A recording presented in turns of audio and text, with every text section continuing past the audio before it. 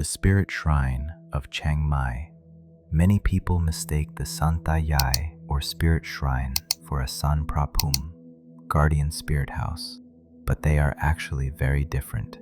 The Phra Phum is the dwelling of territorial guardian spirits, protectors of land and space. The San Ta Yai, however, belongs to the spirits of the ancestors, the household ghosts that watch over family bloodlines. Some houses build both shrines side by side. It's believed that the ancestral spirits protect the descendants who live there. But if neglected, if no offerings are made, or worse, if someone mocks or disrespects them, the spirits will grow angry and transform into vengeful ghosts instead of guardians. According to ancient belief, ancestral spirits dwell strictly within the space of their shrine. It is forbidden to move, destroy, or repair the shrine without permission. One must never speak rudely, laugh, or make fun near it. There are many accounts of people who demolished old ancestral shrines without ritual. Within 7 days, they would dream of an elderly couple standing beside their bed, staring silently, or they would suffer sudden, inexplicable accidents. Objects that must never be touched. The items inside the shrine, the male and female figurines, the water bowl, the old offerings, are considered belongings of the spirits. Anyone who takes or plays with them risks being followed home. People tell stories of hearing an old man or woman calling their name at night, or seeing a shadow walking through their room. The male and female figurines in particular are believed to represent the grandparents themselves. Touching them means touching the spirits directly, the gravest form of disrespect. Some shrines choose who can stay. In Northern Thailand, people believe that a San Ta Yai will reject anyone it dislikes. For example, new homeowners sometimes dream of an elderly couple with stern faces saying, "Get out, this is our home." If they refuse to leave, misfortune soon follows: illness, conflict, or strange disturbances. To appease the spirits, elders perform a ritual of asking to live together, offering sticky rice, red soda, betel nuts, and saying, "Grandfather, grandmother, please have mercy. Allow us to live here in peace. We will not disrespect you and will worship you properly." If the shrine burns, never rebuild on the same spot. There's an ancient belief that if a San Ta Yai burns down by itself or collapses, it means the spirits have expired or become displeased. Rebuilding a new shrine on the same ground is forbidden, as it would only intensify their anger. Traditionally, people would bury the ashes elsewhere or perform a ritual to release the spirits before rebuilding in another location. Those who ignore this warning often fall ill or dream of the spirits calling them to come stay with us. The cold night wind brushed the treetops of Chiang Mai. Locals say the wind carries something else within it. This story happened to an Englishman named James, a traveler who didn't believe in the supernatural. He came to Northern Thailand out of curiosity, to explore, to document. But one night, at a small shrine along the road up to Doi Suthep, he did something that opened a door no one should ever open. Tonight, listen carefully, because the spirit shrine you've walked past before might not be empty at all. The Laughing Foreigner. James was in his early 30s, from Manchester, England. He was a modern adventurer, a travel vlogger who loved nature, culture, and local legends. His YouTube channel featured his journeys through Asia, funny, daring, curious. After nearly a month in Bangkok, he decided to head north to film about Lanna spiritual beliefs, especially the Thai fear of ghosts and guardian spirits. He rented a motorbike near Niman Hemin and rode up toward Doi Suthep just before sunset. As daylight faded, he saw an old wooden shrine by a curve in the mountain road. Inside were two small figurines, an elderly man and woman dressed in traditional Northern Thai attire. Around them were wilted flower garlands, bottles of red soda, and bowls of dried sticky rice crawling with ants. James stopped, set up his GoPro, and spoke cheerfully to the camera. Here it is, the local spirit shrine. They call it San Ta Yai. It's supposed to be haunted, but I think it's just a superstition. He chuckled, then reached inside and picked up the male figurine, turning it toward the camera. Look, he's smiling at me. Maybe he's the ghost guardian.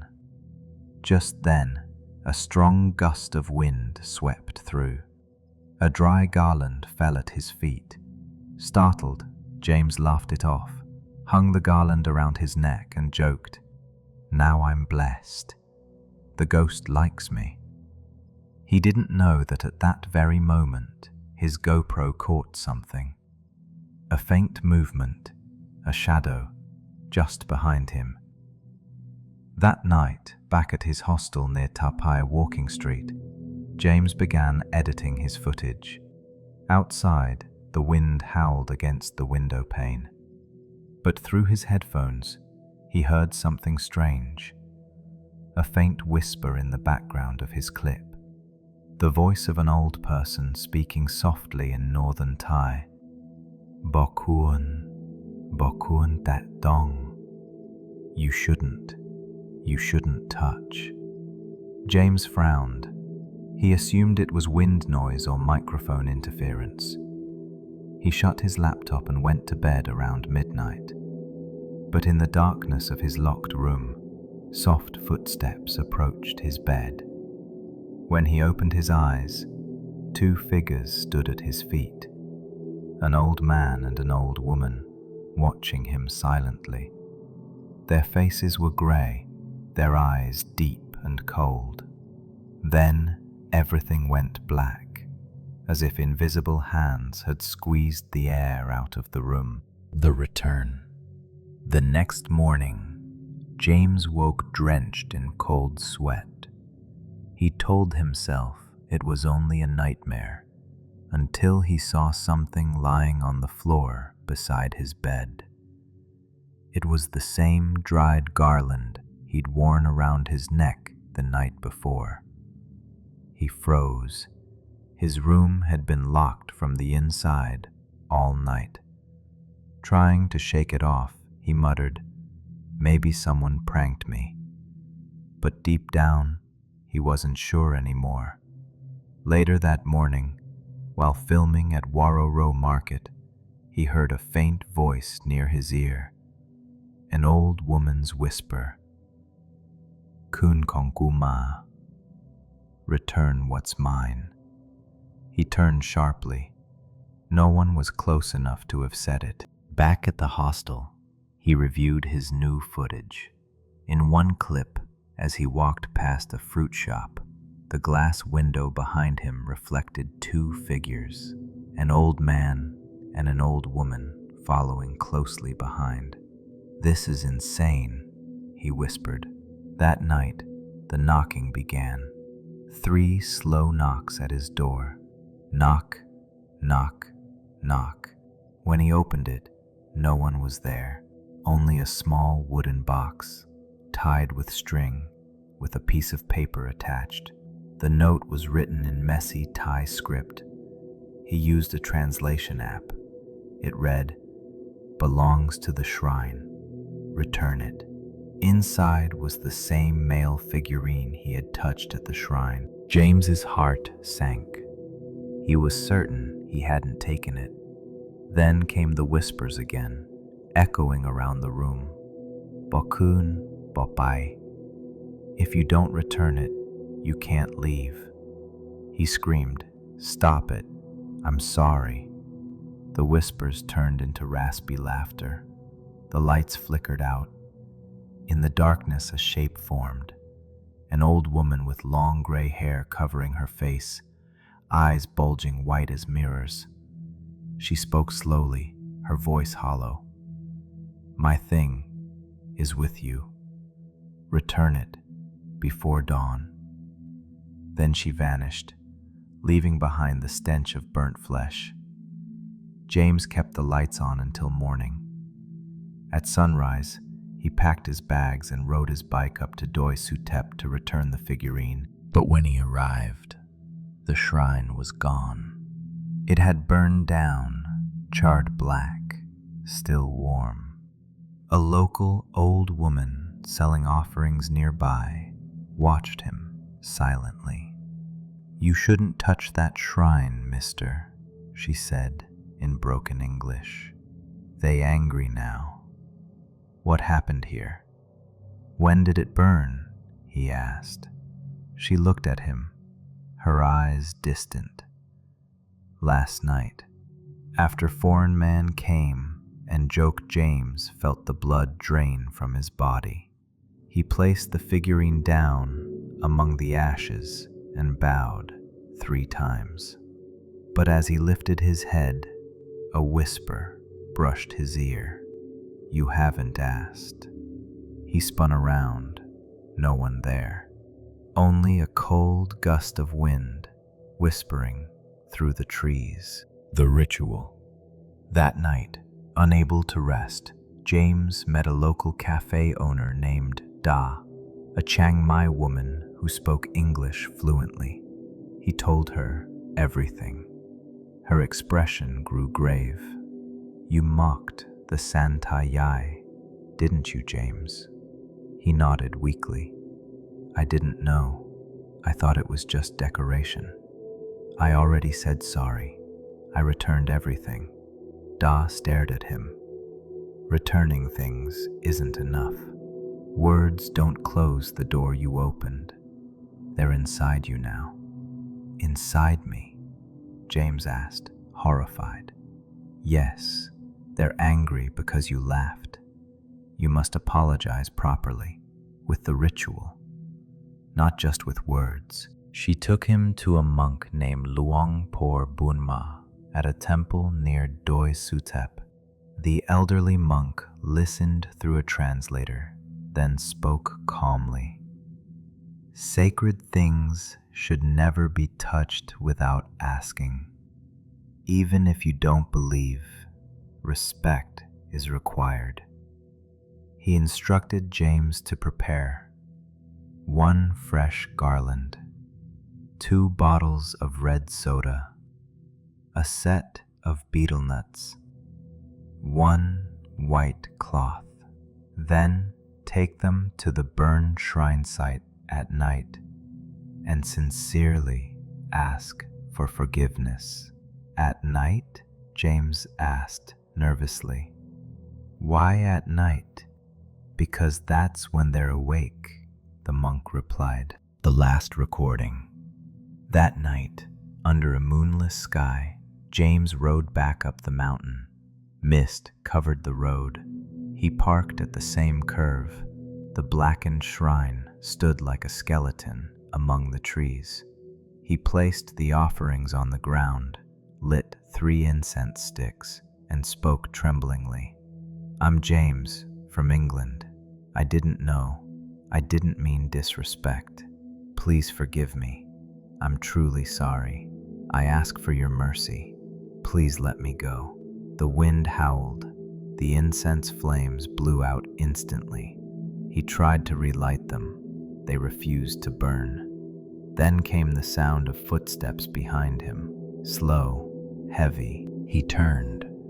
Through the mist, the elderly couple stood again. their eyes glowing red like embers. The old woman's lips moved. "You still haven't asked." "I did. I said it." James shouted. She laughed, a horrible, wet laugh. "Your mouth speaks, but your heart doesn't believe." They moved closer.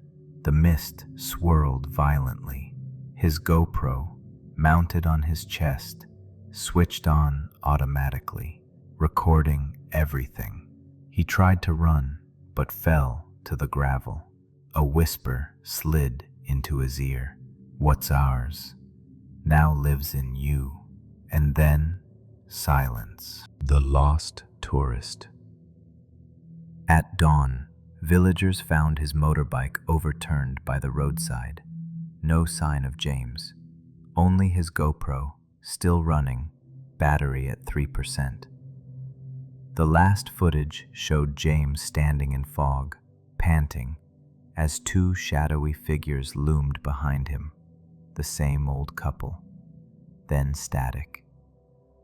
1 week later, local news reported foreign tourist missing on Doi Suthep. Search teams combed the forest for days.